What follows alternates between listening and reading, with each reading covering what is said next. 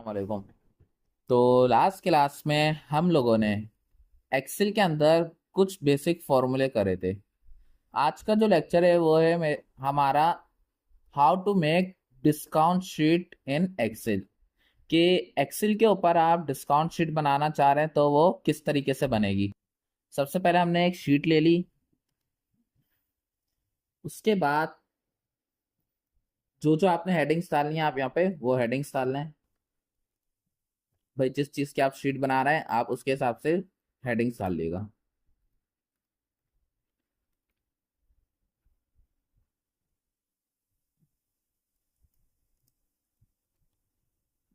Serial number, product, price,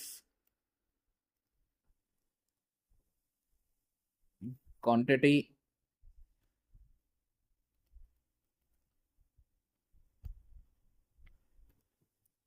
total price, discount,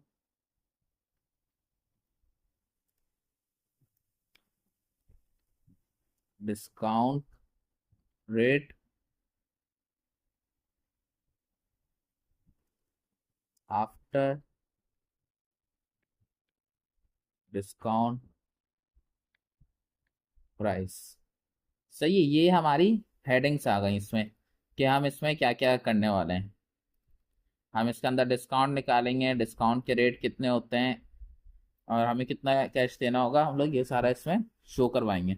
सबसे पहले आप जिस चीज़ का भी बना रहे हो आप वो एक हमने सीरियल नंबर लिख लिए। उसके बाद प्रोडक्ट कि आप क्या चीज़ बेच रहे हैं। हम एक फ़ोन के हिसाब से बना रहे हैं।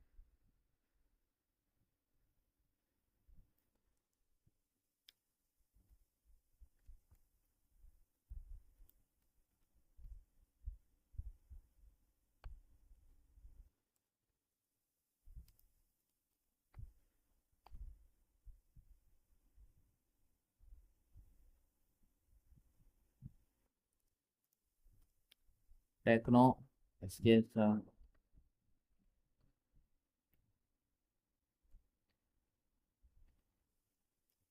सही है, हमने यहाँ पे फोन्स लिख लिए। उसके बाद के सबसे पहले तो हमारे सीरियल नंबर आ गए। अब हमने फ़ोन खरीदा। अब जैसे हमारा हमने एक फ़ोन खरीदा है। अच्छा, इसके अंदर एक और मैं कॉलम अगर ऐड करना चाहूँ तो यहाँ से कर लेता हूँ।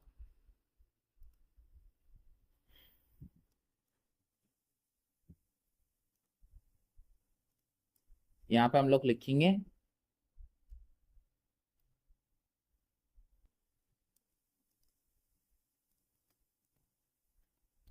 नेम, के कस्टमर नेम लिख देंगे। यहाँ पे हम लोग यहाँ पर आए तहा ओएस नेहा जैन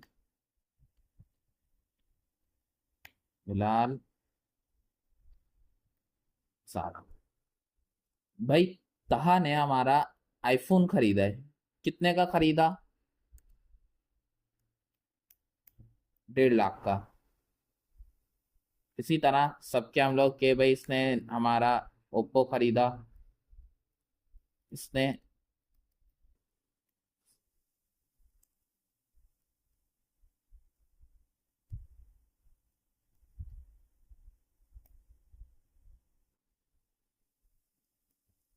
सही। क्वांटिटी कितने खरीदे भाई? इसने हमारे 2 खरीद लिए, इसने 3 खरीद लिए, इसने 1 खरीदा। हमने ये एग्जाम्पल के तौर पे हमने क्वांटिटी वगैरह लगा दी। टोटल प्राइस, टोटल प्राइस में हमें क्या होगा? अभी हमने यहाँ पे लिख दिया कि भाई तहा ने आईफोन खरीदा 1.5 लाख के और खरीदे कितने? 2। तो टोटल प्राइस कैसे निकलेंगे? इनको हम आपस में मल्टीप्लाई करा देंगे। Price multiply by quantity, enter करा तो ये हमारे टोटल प्राइस निकल के आ गए। यहाँ तक तो हमारा ये हो गया सिंपल वर्क। अब मुझे इसके अंदर डिस्काउंट लगाना है कि मैं इसमें डिस्काउंट लगाना चाह रहा हूँ कोई, तो वो किस तरह लगेगा ये देख लें। मैं चाह रहा हूँ कि अगर किसी ने मेरे पास से 1.5 लाख से ऊपर की शॉपिंग करी है तो उसको हम लोग डिस्काउंट दें 15%। और अगर किसी ने 1.5 लाख से यानी 1 लाख से ऊपर की करिए तो उसको 10% दे दे, और अगर किसी ने 1 लाख से कम करिए तो वो 0% पर रहे। तो ये डिस्काउंट किस तरह निकलेगा आप लोग देख लें। सबसे पहले आए क्योंकि इसमें हम कंडीशंस लगानी है अलग अलग, 15%, 10%। तो हम यहाँ पे यूज कर लेंगे if condition is equal to if bracket. इसके बाद किस चीज में लगानी है, हमें टोटल प्राइस में लगानी है, तो हमने टोटल प्राइस सेलेक्ट कर लिया कि अगर टोटल प्राइस बड़े हैं या बराबर हैं 1.5 लाख के, तो इसको दे दे डिस्काउंट 15%। फिर से कॉमा लगाया। अच्छा, हमें आगे यही चीज लिखनी है तो हम इसको इफ तक वाले से को हमने कॉपी करा, उसके बाद पेस्ट करा कि यहाँ पर हमने क्या करा कि अगर हमारे टोटल प्राइस बड़े हैं या बराबर हैं 1.5 लाख से तो 15%, और अगर बड़े बराबर हैं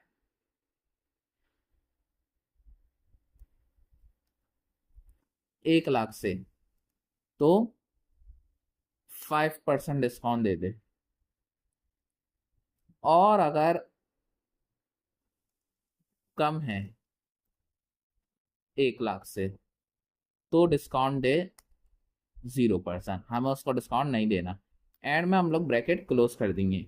ये हमारा वही हो गया जो हमने रिजल्ट शीट में हमने करा था ग्रेड के अंदर, वो उसी तरह की कंडीशन है, बस इस्तेमाल करने का तरीका चेंज हो गया। एंटर करा तो जिसके प्राइस 1.5 लाख से ऊपर होंगे वो उस पर 15% दे देगा, जिसके 1 लाख से ऊपर आए वो 5% आ गया, और जिसके 1 लाख से कम है वो 0%। इसके बाद हमने एक हेडिंग डाली डिस्काउंट रेट कि अब हमने इसको 15% डिस्काउंट तो दे दिया, ये 15% बनता कितना है 3 लाख का। तो इसको हम लोग करते हैं is equal to total price multiply by discount.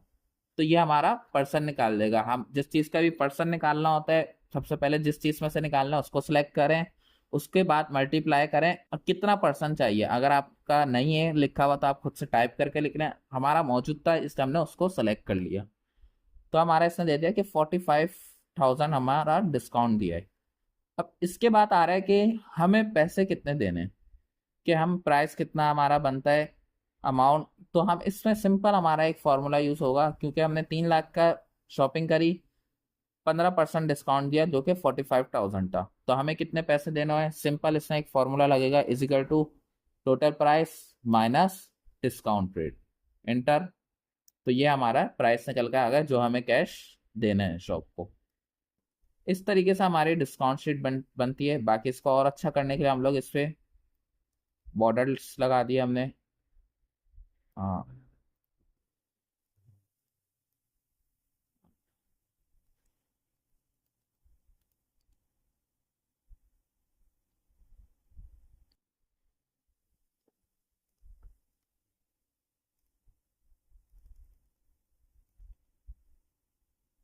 और अच्छा करना है इसके ऊपर थोड़ी सी शेडिंग वगैरह अप्लाई कर लेते हैं हम लोग। सही है, इस तरीके से हमारे डिस्काउंट शीट डिज़ाइन होती है। उम्मीद करता हूँ आपको आज का लेक्चर समझ आया होगा। कोई भी कंफ्यूजन हो आज के लेक्चर के हवाले से तो आप कमेंट सेक्शन में कमेंट करके पूछ सकते हैं। बाकी हम लोग मिलते हैं इंशाल्लाह अपनी अगली वीडियो में। शुक्रिया।